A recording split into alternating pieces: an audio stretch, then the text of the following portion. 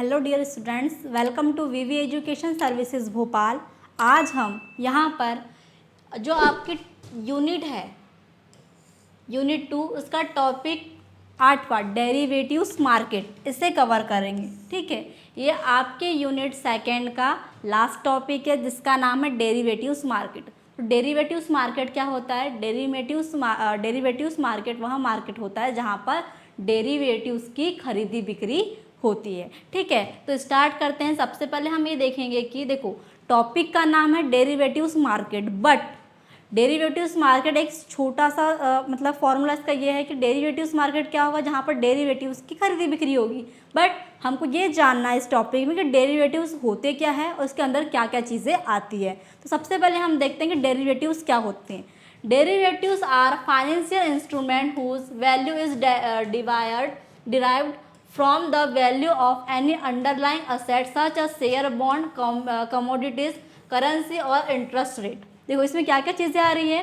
Shares, bonds, commodities, currency और interest rate. Derivatives ऐसे वित्तीय साधन होते हैं या फाइनेंशियल इंस्ट्रूमेंट होते हैं जिनकी कीमत किसी दूसरी चीज़ जैसे शेयर, सोना, डॉलर या ब्याज दर की कीमत पर निर्भर करते हैं। अब देखो यहाँ पर खरीदी बिक्री वाली बात हो रही कि शेयर मार्केट में क्या हो रहा है? शेयर मार्केट मतलब डेरिवेटिव्स मार्केट में डेरिवेटिव्स की खरीदी बिक्री हो रही है। ठीक है, अब आपको इस डेफिनेशन से समझ में आया होगा कि जो जिसकी खरीदी बिक्री हो रही है उसको कीमत क्या है? किसी दूसरी चीज़ पे क्या है? डिपेंड करती है। मतलब जो शेयर्स हो गया, सोना हो गया, डॉलर हो गया, उसकी ब्याज दर हो गई, ये इन पे क्या होता है? उन पर निर्भर करती है। ये क्या है? ये सिक्योरिटीज़ है। ये सिक्योरिटीज़ है। इन पर क्या होता है? डेरिवेटिव्स की कीमत तय होती है या डेरिवेटिव्स की कीमत इन पर निर्भर करती है, इन पर डिपेंड करती है। तो डेरिवेटिव्स है क्या? डेरिवेटिव्स जैसे कि अभी हम टाइप्स में पढ़ेंगे, आपको समझ में आएगा। जैसे हम जो फ्यूचर कॉन्ट्रैक्ट करते हैं कि आज हमने क्या किया, उस चीज़ का एग्रीमेंट किया और वो चीज़ें क्या होगी? फ्यूचर में आप क्या करेंगे? उसको खरीदेंगे या बेचेंगे। तो क्या हुआ? जो अभी हम प्रॉपर कहना चाहिए टुडे, ठीक है, जो कॉन्ट्रैक्ट करते हैं फ्यूचर के लिए, वो क्या कहलाता है? डेरिवेटिव्स कहलाता है। इसमें क्या होगा? जो आप जिसकी कीमत आप लगा रहे हैं, जिसके लिए आप एग्रीमेंट बना रहे हैं, उसकी कीमत क्या होती है? इन जो बताया मैंने, शेयर्स, बॉन्ड्स हो गया, डॉलर हो गया, सोना हो गया, मतलब गोल्ड हो गया, इन पे क्या करता है? डिपेंड करता है। वही क्या कहलाते हैं? डेरिवेटिव्स कहलाते हैं। एग्जाम्पल में देखिए, अगर किसी शेयर की कीमत बढ़ती है, घटती है, तो उस पर बनने डेरिवेटिव्स की कीमत भी क्या होती है? बदल जाती है। मतलब अगर आप डेरिवेटिव्स सोचे कि डेरिवेटिव्स क्या होता है, तो डेरिवेटिव क्या? एक फ्यूचर कॉन्ट्रैक्ट है। आप इतना याद रखना कि डेरिवेटिव क्या है? फ्यूचर कॉन्ट्रैक्ट है।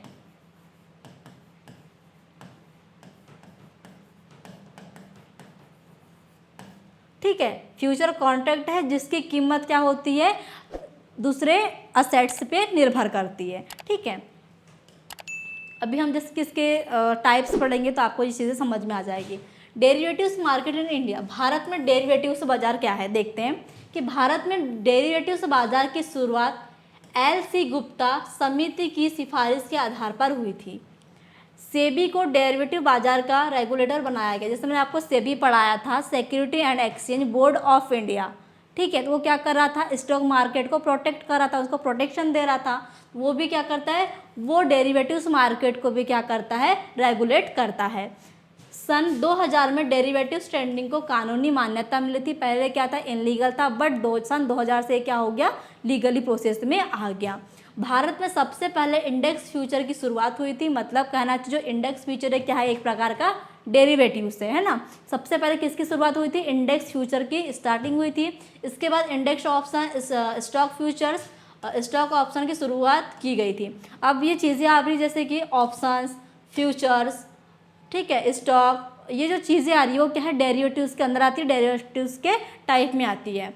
डेरिवेटिव्स की ट्रेडिंग मुख्य रूप से एनएससी और बीएसई में होती है। एनएससी मैंने आपको बताया था, नेशनल स्टॉक एक्सचेंज, और बीएसई मतलब बॉम्बे स्टॉक एक्सचेंज। फिर भी मैं आपको एक एक डेफिनेशन इसके भी बताऊंगी। डेरिवेटिव्स बाजार का मुख्य उद्देश्य क्या है? जोखिम और बचाव, मुख्य खोज और सट्टा व्यापार है। मतलब क्या कर रहा है, जो आपको मतलब रिस्क हो सकता है, रिस्क से बचाव करता है। डेरिवेटिव्स सौदे कंप्यूटर आधारित ऑनलाइन प्रणाली से किए जाते हैं, मतलब जो काम है डिजिटल हो गया है, ये ऑनलाइन वर्क करता है, ये ऑफलाइन नहीं होता है।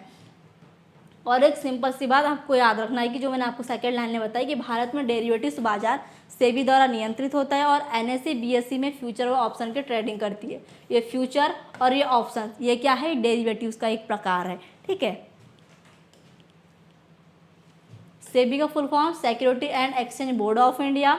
जो एनएसई आया, बीएसई आया, जहाँ पर क्या हो रही है, ट्रेडिंग हो रही है, तो एनएसई का फुल फॉर्म होता है national stock exchange. NSE Bharat का एक प्रमुख स्टॉक एक्सचेंज है जहां शेयर और डेरिवेटिव्स की इलेक्ट्रॉनिक ट्रेडिंग होती है। जैसे मैंने आपको बताया था पहले भी, या लास्ट टॉपिक में बताया था, यहाँ पर क्या होता है, जैसे हम जो जैसे बोलते हैं ना कि शेयर्स खरीद रहे हैं, बेच रहे हैं, स्टॉक, बॉन्ड्स मार्केट, तो या आप किसी भी कंपनी की खरीदो, पर खरीदी बिक्री कहाँ होती है, इनमें होती है, एनएसई बीएसई में होती है। और यहाँ पर ट्रेडिंग भी होती है, इलेक्ट्रॉनिक ट्रेडिंग किसमें होती है, एनएसई में होती है। ठीक है, फिर बीएसई का फुल फॉर्म होता है Bombay stock exchange. BSE Bharat का सबसे पुराना स्टॉक एक्सचेंज है जहां शेयर की खरीदी बिक्री की जाती है। मतलब यहाँ पर खरीदी बिक्री होती है बीएसई में, और इसमें क्या होता है, यहाँ पर इलेक्ट्रॉनिक ट्रेडिंग होती है। ठीक है,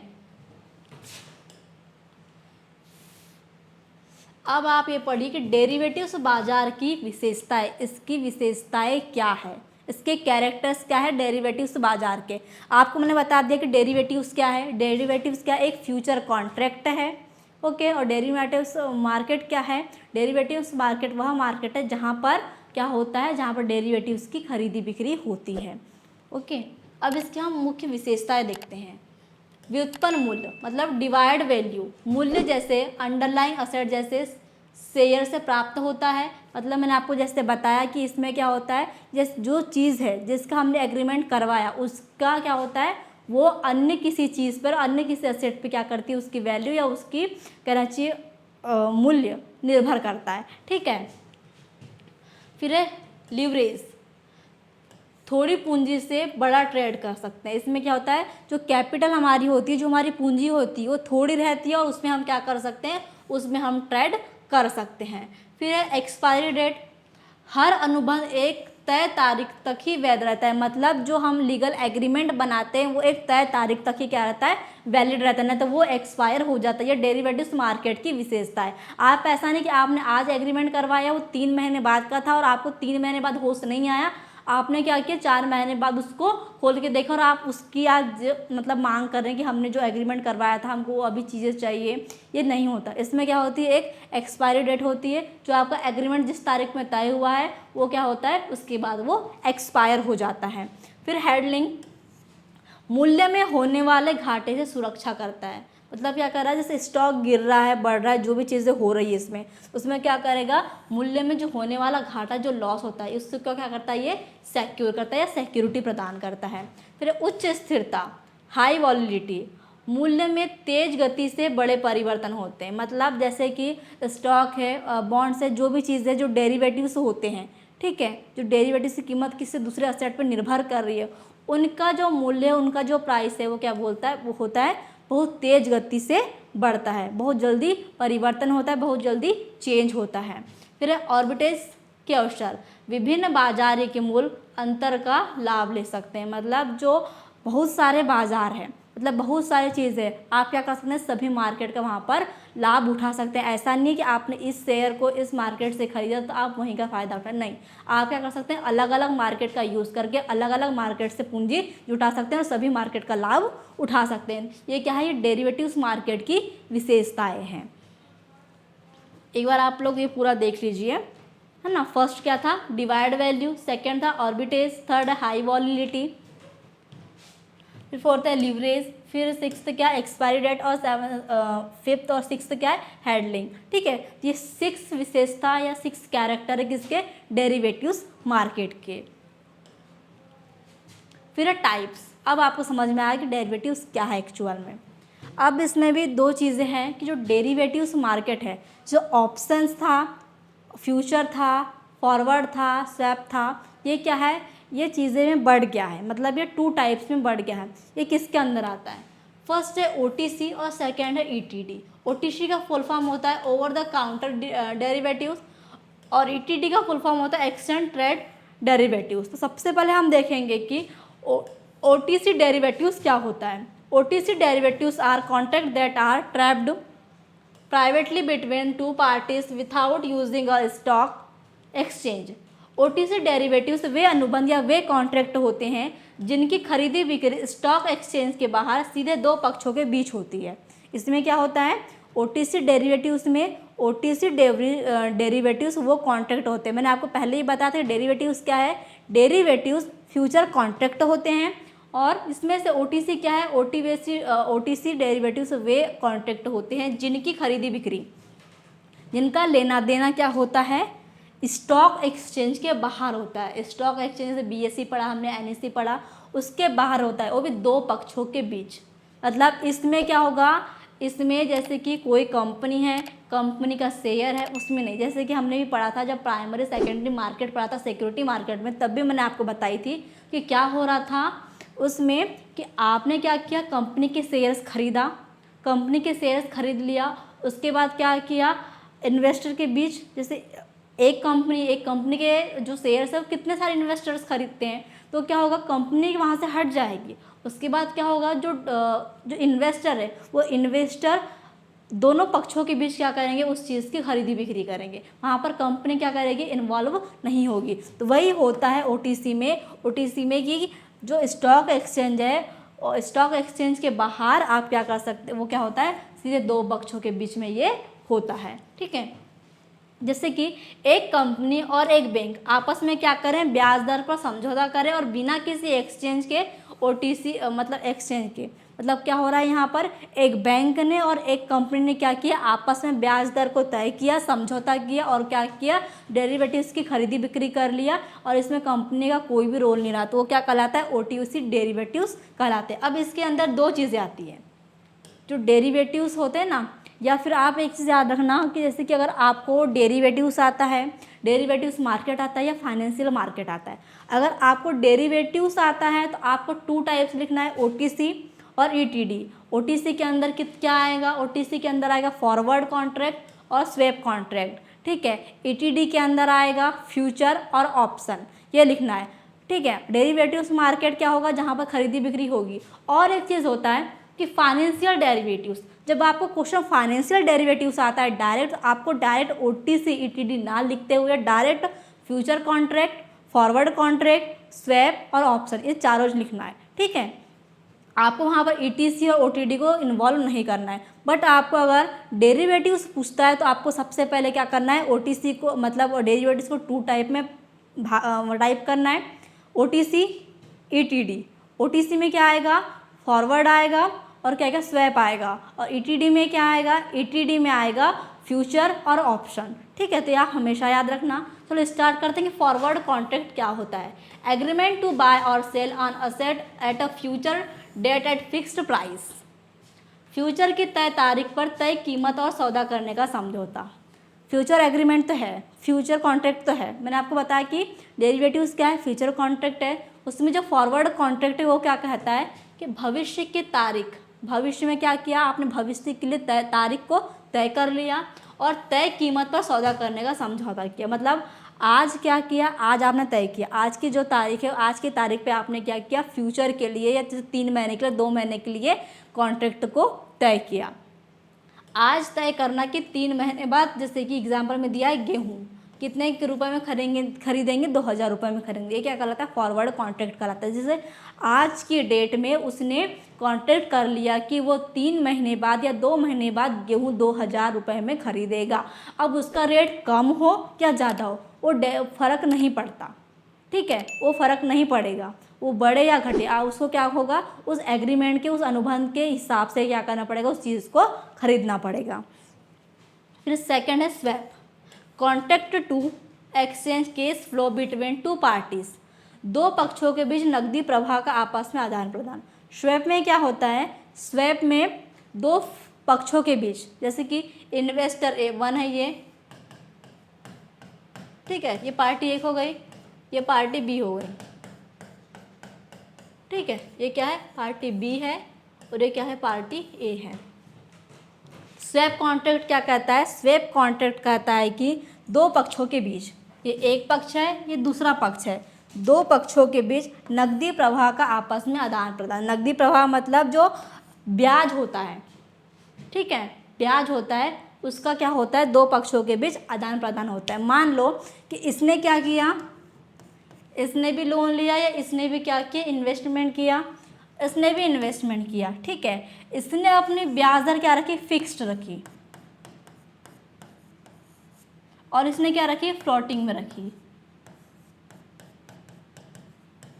तो फ्यूचर कॉन्ट्रैक्ट में क्या हो सकता है, ये दोनों इन्वेस्टर एक दूसरे, दोनों पक्ष क्या कर सकते हैं, एक दूसरे से एक्सचेंज कर लेते हैं। जब इसको लग रहा है कि इसको फ्लोटिंग में इंटरेस्ट रेट देना है तो क्या करेगा, इससे एक्सचेंज कर लेगा, और इसको लग रहा है कि इसको फिक्स्ड में करना चाहिए तो ये क्या करेगा, एक्सचेंज कर लेगा। मतलब जहाँ पर दो पक्ष, दो पार्टी आपस में जो नकदी प्रवाह है, जो इंटरेस्ट रेट है, उसको आपस में क्या कर सकते हैं, एक्सचेंज कर सकते हैं, वो कहलाता है स्वैप कॉन्ट्रैक्ट। और फॉरवर्ड कॉन्ट्रैक्ट में क्या हो रहा था, आज कॉन्ट्रैक्ट बना, 3 महीने के बाद का बना, जो आज की डेट है, जो आज का प्राइस तय किया गया है, वो क्या होगा, फ्यूचर में भी वही रहेगा, कोई बदलाव नहीं होगा। अब आ गया सेकंड ETD, ठीक है। OTC में हमने 2 पढ़ा, फॉरवर्ड और क्या था, एक स्वैप। अब सेकंड क्या है, ETD, exchange trade derivatives. ETD are standardised derivatives contract that are trade on recognised stock exchange. ETD वे डेरिवेटिव्स अनुबंध होते हैं जो मान्यता प्राप्त स्टॉक एक्सचेंज को तय नियमों के अनुसार ट्रेड होते हैं। क्या होता है इसमें, जो ETD डेरिवेटिव्स होते हैं वो क्या होते हैं, एक प्रकार के एग्रीमेंट या कॉन्ट्रैक्ट होते हैं जो मान्यता प्राप्त, ऐसे स्टॉक एक्सचेंज जिसको मान्यता प्राप्त होती है वो स्टॉक पर तय नियमों के अनुसार ट्रेड होते हैं। मतलब जो उसके लिए नियम बनाए गए हैं उसी के हिसाब से क्या करेगा, वो ट्रेड करेगा। जैसे NSE या BSE में फ्यूचर और ऑप्शन की ट्रेड नहीं करना, ये क्या है, ये तय नियमों के अनुसार चलता है, गवर्नमेंट रूल्स के हिसाब से चलता है। तो क्या होगा, इसमें क्या था, इसमें फ्यूचर और ऑप्शन की ट्रेडिंग होगी। फॉरवर्ड और स्वैप में क्या था, इसमें ऐसा कोई भी इशू नहीं था कि इसमें कि नियम कानून का मतलब फॉलो करना है, नहीं करना है, नहीं, कुछ भी नहीं था। बट जो ETD होता है, इसमें क्या होता है, आपके जो मान्यता प्राप्त स्टॉक एक्सचेंज है, जैसे कि NSE और BSE क्या है, मान्यता प्राप्त एक्सचेंज है, इसमें क्या होती है, इलेक्ट्रॉनिक ट्रेडिंग होती है, किसमें, NSE में। BSE में क्या होता है, BSE में आप मतलब जो सिक्योरिटीज़ होती है उसकी खरीदी बिक्री करते हैं। वैसे ही क्या होता है, इसमें फ्यूचर और ऑप्शन की ट्रेडिंग होती है। फ्यूचर ऑप्शन क्या है, ETD के टाइप्स है। फर्स्ट है future contract, standardised contract to buy और sell on asset at a future date a fixed price.